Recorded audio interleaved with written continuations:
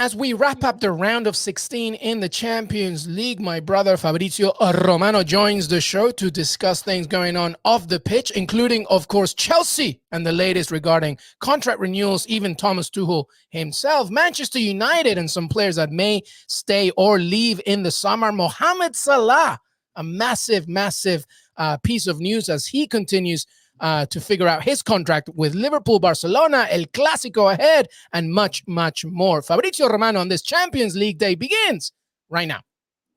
Hey, everybody, welcome to Qué Golazo. Thank you so much for being part of the family. Once again, thank you for helping us reach 10,000 subscribers on YouTube. Amazing. Thank you so much. Don't forget, Tuesday, live recap of Champions League. We'll be giving away a $100 Paramount Plus gift card. Fabrizio Romano, how are you, buddy?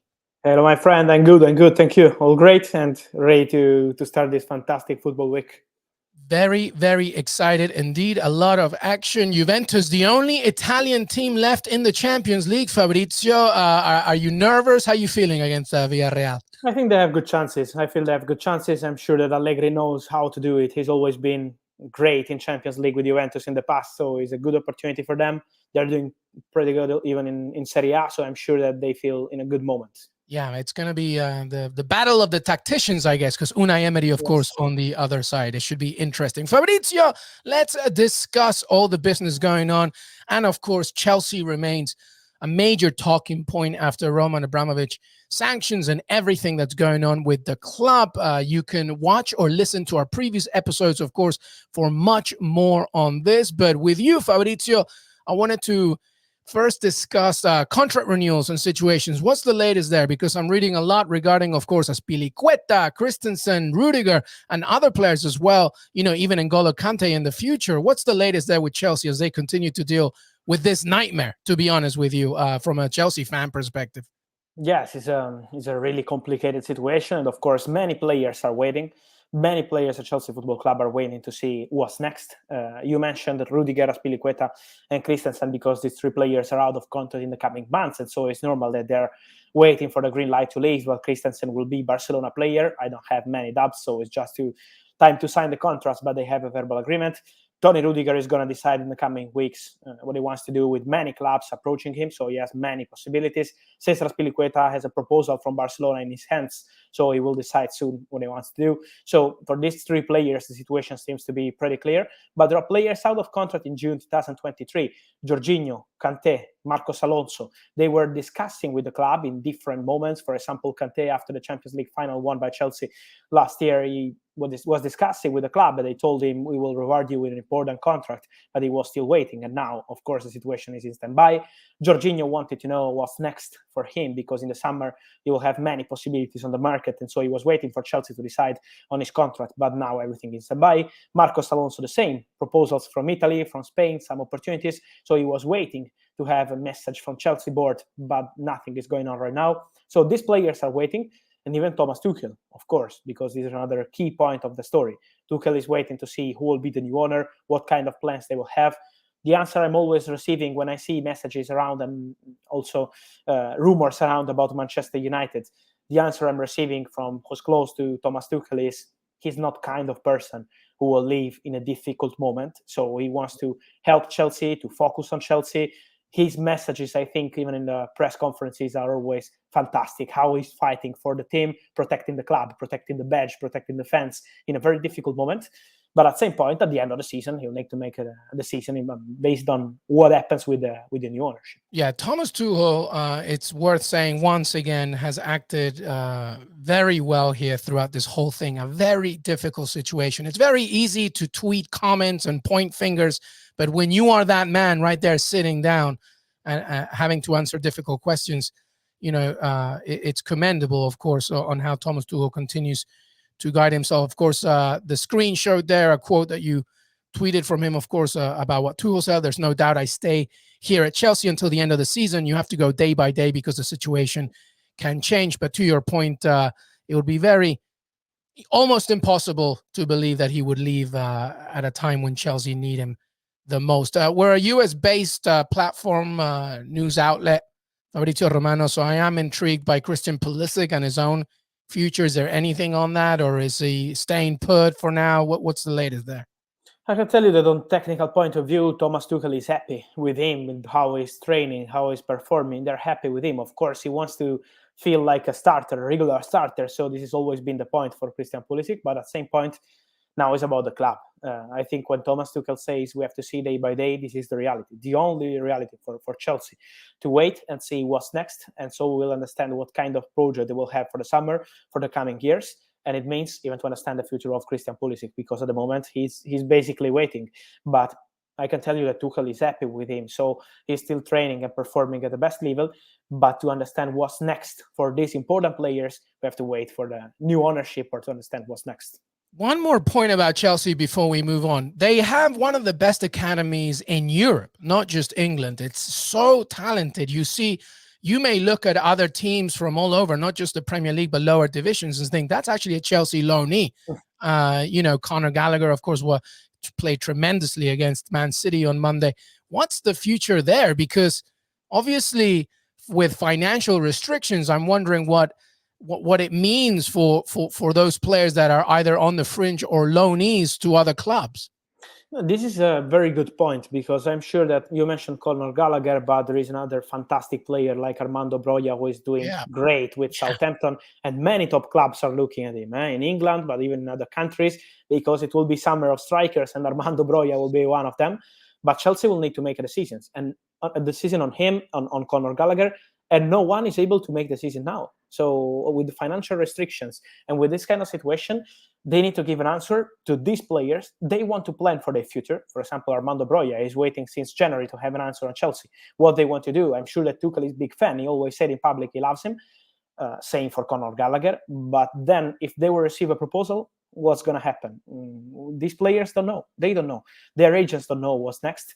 And so this is why Chelsea situation is really dangerous. They need a solution as soon as possible, because even for talented players they have in their academy, they need to give an answer to them on the project. They need a vision. You build a top academy with a vision, and they had a fantastic vision, let me say, because with Conor Gallagher was a perfect loan to Crystal Palace. He's performing. Palace are happy with him, and Chelsea are super happy with his performances. Same with Armando Broja at Southampton. But now you need the vision if you want to plan for the future. So let's see. Yeah, the most immediate thing for them, obviously, directed by the UK government, is the sale of Chelsea Football Club. And of course, as we have mentioned to you, Todd Bowley and Hans-Jörg Wyss, as well as Nick Candy, by the way, leading candidates is seen to try and buy the club. So we'll have to see. But as Thomas Tuchel said, and as Fabrizio Romano keeps reporting day by day, this situation continues to evolve. All right, Manchester United.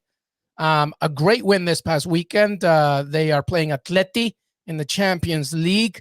Obviously, we know that Ralf Rangnick will not be the manager after the end of the season. He'll stay with the club, obviously, but there's a lot to discuss. But Edinson Cavani, hearing a lot about him going to La Liga at the end of the season. How true is this? From what I'm told, I share this, so I have to say that it's true. Fabrizio, can you check with Fabrizio?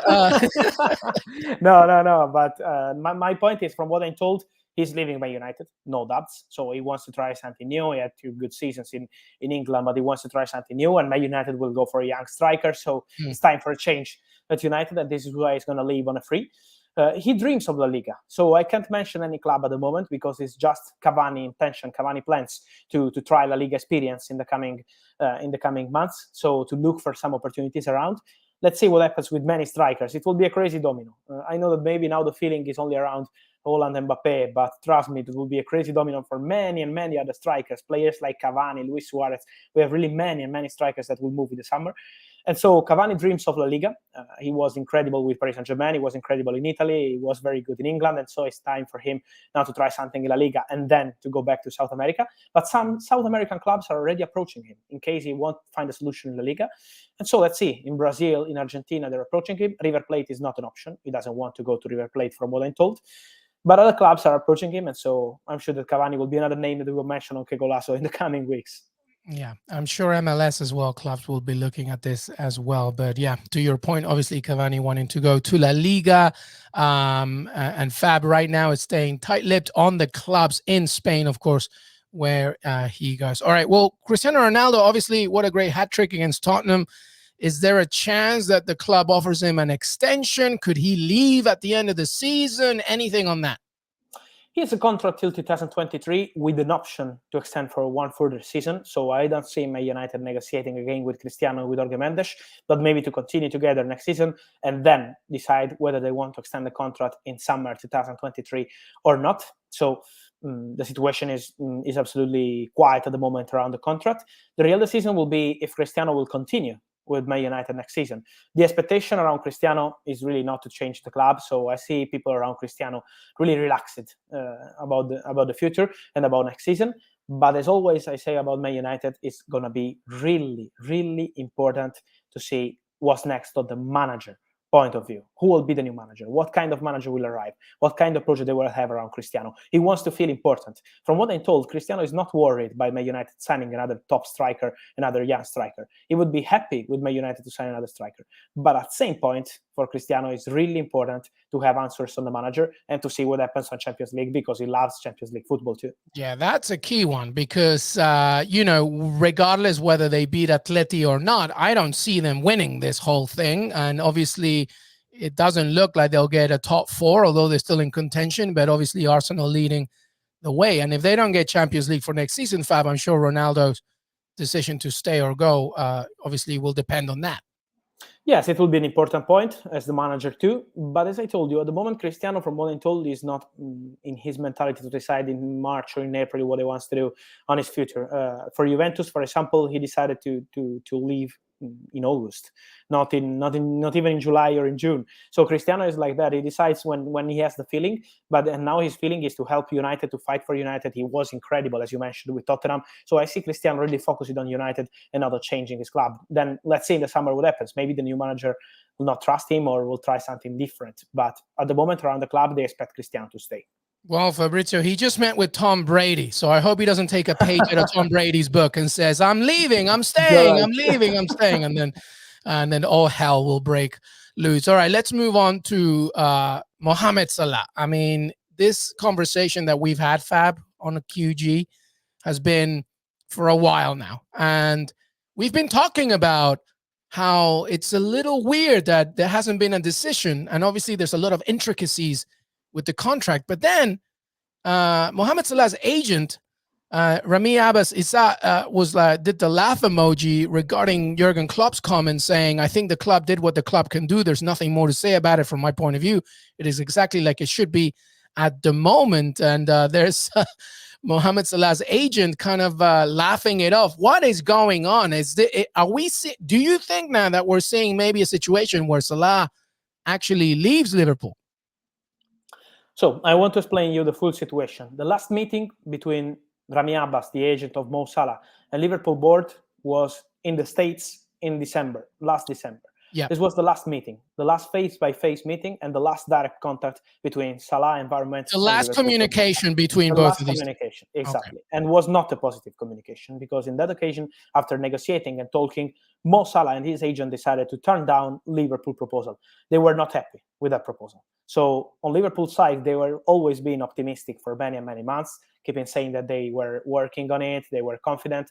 But then the reality, and this is what I said on Friday, because I'm 100% sure of what I'm saying, the reality is that at the moment there is no agreement and no conversation between Mo Salah and Liverpool. Why? Because on Liverpool's side, they think their proposal is very good, is to be the best paid player in the club.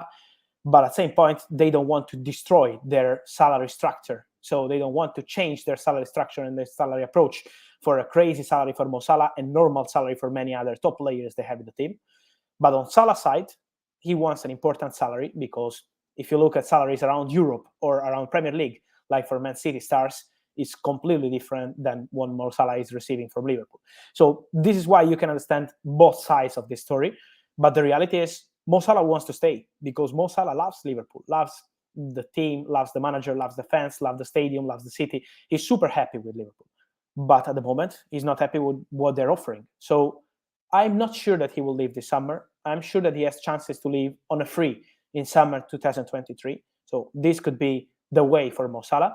But I would keep it open for Liverpool because maybe Liverpool will decide to offer him a new deal in the coming weeks to change their stance and to say, okay, let's pay what he wants because we need Mo Salah to win again and to continue our project. So at the moment, as of today, there are not even talks between Mo Salah and Liverpool. This is the reality. This might really need a sit down with just Jurgen Klopp and just Mohamed Salah. I don't, because to your point, it's a personal thing, but it's also an economical thing, and for both sides. So it will be very intriguing. Then, even though the contract actually runs out in 2023, Liverpool also probably have to play. If things are not moving, even and we hit the summer, does Liverpool say to themselves, look, we have to make sure that we don't suffer what PSG is going through with Mbappe right now? Do we make some money out of it? No, there is a key point, I think, also in this story that is important to remember: the value of Mo Salah for Liverpool. But even there's a player that is never having serious injuries. You can always trust Mo Salah. Yeah. And this is something that is not for every player in the world. He's always performing, always delivering. He's always been professional, even during this contract saga that is taking like 6 months, 7 months, and he's still performing at top level, still scoring important goals. So Mo is really happy with Liverpool, and it's just financial situation. It's just financial issue between Liverpool and Mo Salah. So it's up to Liverpool on Mo Salah's side. But on Liverpool's side, it's up to Salah to say yes to their proposal. So this is why everything is stalling now. But Liverpool are facing a serious danger to lose Mo Salah. I'm sure those laugh emojis from the agent didn't really help anything, but we'll see. All right. Well, listen, let's move on. El Clásico is this weekend. Real Madrid against Barcelona, and there's an argument to be made here, Fabrizio, that finally, since the exit of Ronaldo and Messi, here we're getting a good Clásico because Real Madrid is playing well, leading well. Obviously, that great victory against PSG. Barcelona is still in Europa League, of course. We'll have to wait and see how it ends up with Galatasaray. But, both teams are doing well, of course. So let's talk about it from a game perspective, by the way. How excited about you this Clásico as we look ahead to the weekend? Fantastic Clásico, but in particular, I want to mention the two managers. I think they're doing something special because if you mentioned, and this is absolutely right, that finally we have a very beautiful and exciting Clásico ahead now, is thanks to the managers, I think. Carlo Ancelotti did a masterpiece, in my opinion, with Paris Saint-Germain. They were terrible for 150 minutes in the two games with Paris Saint-Germain. And then in 10 minutes, he was able to change the atmosphere around the team, to change some players with Camavinga, bringing something fresh at the right moment, to change the atmosphere of the Bernabeu and to win that game. And now for Real Madrid, seems completely different season. So Carlo Ancelotti impact on that team is something that only top manager that in that moment with Paris Saint-Germain was a really difficult game. And they were really struggling in the first half. So I think Ancelotti made the difference in the Champions League. And Xavi, what Xavi is doing with Barcelona is impressive, is incredible. But really, I always think that top manager, to check top manager is important to hear from the players.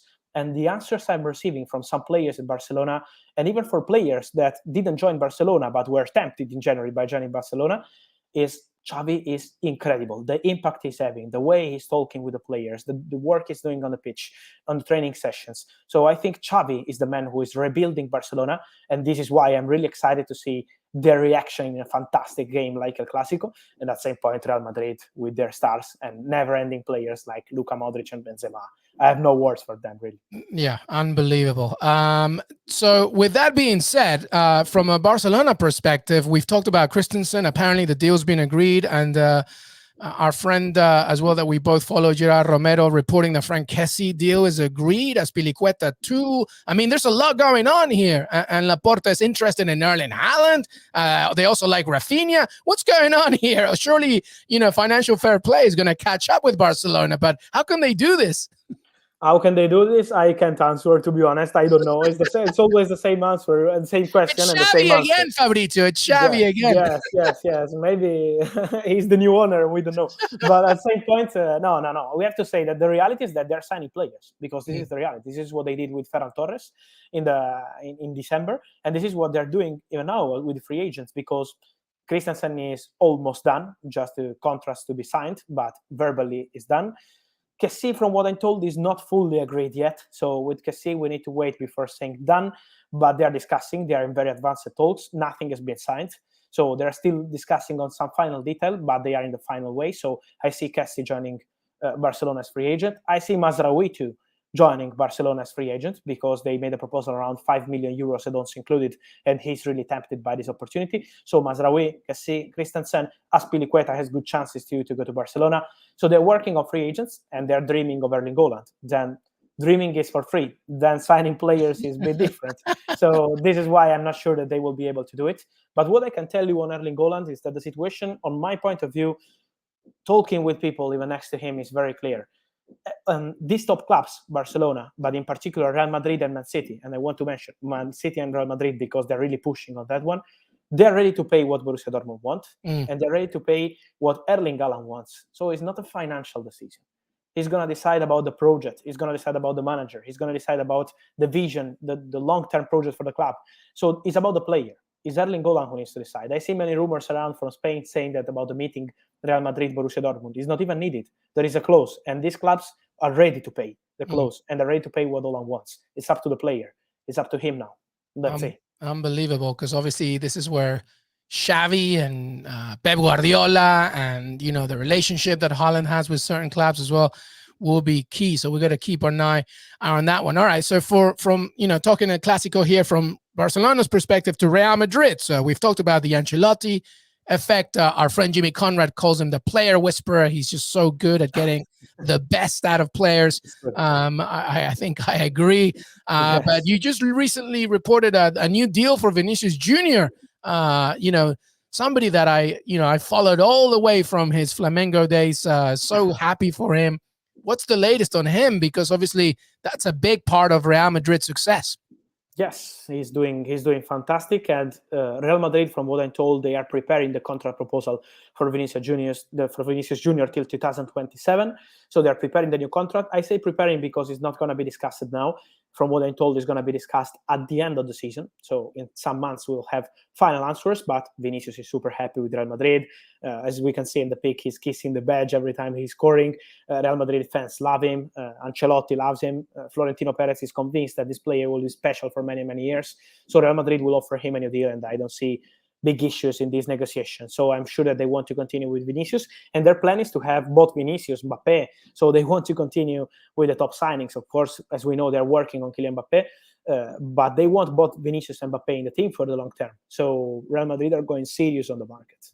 I mean, you know, what a great player to continue his trajectory with the club, of course. And by the way, we've talked about Erling Haaland, and I take it he's still part of Florentino Perez's radar, but Kylian Mbappe as well, I guess, obviously, regarding of what happened recently. And, you know, I'm reading a lot. Obviously, we're reading so much about, like, it's done, it's agreed. What's the latest there? I will say that it's done once it will be signed, because for top names and top clubs, I'm used to do like that. And the answer I'm receiving is that the contract is ready, but it's ready since long time, but it's not signed yet. And till it will be signed, we have to wait, even because Paris Saint-Germain are trying and trying, as Leonardo said. Leonardo said in public many times that they're trying and trying to change the situation, but I still see Real Madrid as front runners, and Real Madrid prepared to have Kylian Mbappe in their team for next season. So they consider Mbappe just a matter of time. So it's up to the player now to sign and to complete this saga. After 12 months we're waiting, is 1 year or more than this. Yeah, absolutely. And sticking with this same narrative, PSG perspective, obviously a lot of trouble going on. We've discussed with Jonathan Johnson the latest there. Of course, the ultras, some of them didn't show up to the game against Bordeaux. They were booing Neymar and Messi. And Messi, you know, what would you see a situation here where, you know, he looks somewhere else, an exit strategy? The same, I guess, about Neymar. I mean, it's an absolute mess at Paris Saint-Germain. The situation is complicated, and JJ is the best person in the world to discuss about it, of course. So I can only say that what he's sharing about Paris Saint-Germain is the reality. The situation is complicated. So we know how difficult it is, in particular for Neymar, how difficult it is for Leo Messi, but getting bullied by Paris Saint-Germain fans is something that is absolutely shocking for Messi and for football fans in general, I think. But at the same point, I was asking about these rumors about Messi coming back. But from what I know at the moment, this is absolutely not the case. So he's still focused on PSG. He knows that he's committed to PSG, and it's important for him to make another season there. Then after what happened last summer, is never say never in football. But as of today, there is nothing going on. So it's better to wait and see what happens. But as of now, there is nothing between Barca and Leo Messi. And I still think that MLS will be the next step for him after Paris Saint-Germain, but not now. Not now. Yes, I agree. We'll have to wait on that one. And of course, once the storm calms down, they'll probably refocus with the project, including, of course, Mauricio Pochettino's future. But the future remains bright for us as long as we have Fabrizio Romano here in the show. Fab Romano, thank you so much, my friend. I hope you have a great day of Champions League action and all the work that you do. Make sure that you follow him on Twitter and Instagram, CBS Sports, and your CBS Sports app as well. Fab, thank you so much, my friend. Thank you, my friend. Enjoy Champions League, enjoy Clásico, enjoy many, many things. It will be a crazy football week. And so thank you as always. Absolutely. Thank you so much, everybody. YouTube.com/Qué Golazo. YouTube.com/Qué Golazo. Don't forget to follow us on Twitter, Qué Golazo Pod. We are also on CBS Sports, your CBS Sports app. Have a great Champions League day and the rest of your week. We'll see you next time.